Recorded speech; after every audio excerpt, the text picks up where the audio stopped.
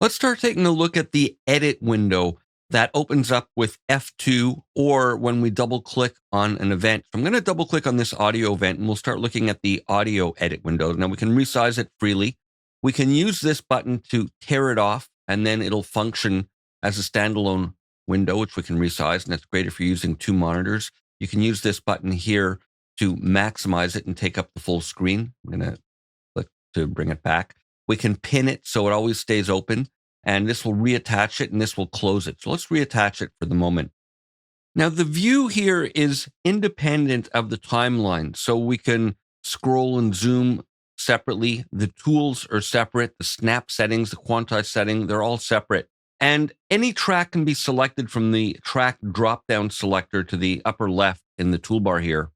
So right now we're viewing that guitar track. For example, there's the drum track, and there's the shaker part, or shaker event, and the cowbell one. Now, because this is the audio editor, obviously it's only showing audio-related tracks, but these same general functions work when we're working with instrument parts in the music editor.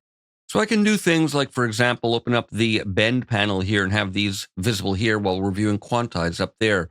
Or I can view quantize here in the grid and look at the groove extraction functions there. So the views are independent and we can get different functions. I can set this to maybe 30-second notes. And then if I go to quantize here in the grid, this one will be at eighth notes. They're independent. So very flexible in that regard. Now we have the action button here, and it gives us quick access to the relevant contextual menu items. And I say relevant, meaning if you're working with audio or instrument parts. So here, for example, we're seeing audio event or audio part relevant actions. And the snap and time-based settings are also unique in the two views. So for example, here we could view samples if we wanted to while this remains in bars and beats.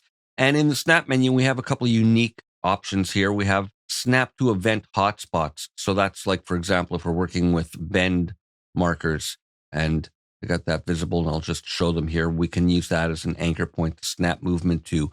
And we also have snap to zero crossings for when we're making very precise edits. Now, let me just turn this off for a moment. And a couple of other things. We can zoom the waveform display by clicking here and dragging left and right. And that's great for when you're working on low-level content. So you can zoom in. And again, it's independent of, just use the mouse wheel for that. When we're viewing here. So those two levels are independent. We can also zoom with this little slider here.